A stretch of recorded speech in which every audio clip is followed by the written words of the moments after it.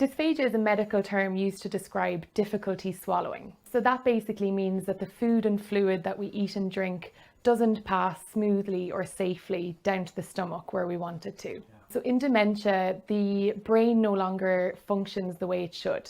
So it no longer controls the muscles and the structures like the jaw, the teeth, the tongue, the throat muscles that we would use to swallow. Many of the symptoms that we would see would be someone maybe holding food for a long time in their mouth after taking a mouthful. Ah, yeah, I remember that. Yeah. So your dad exhibited some of that? It kind of coincided when I had to start cutting his food up for him. That I couldn't be sure whether it was motivation or losing motor skills.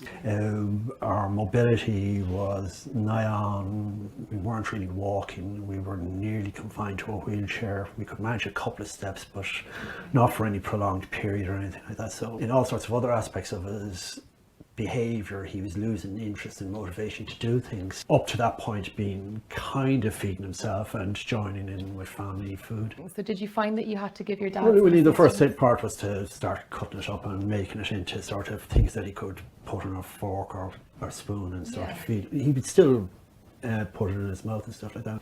Yeah, I didn't realise there was this sort of holding food in his mouth. So when someone is holding food in their mouth, oftentimes it's actually that they've completely forgotten that it's even there. Yeah. It can, it can stay in the mouth for 10 to 15 minutes and you'll need to give some reminders to swallow.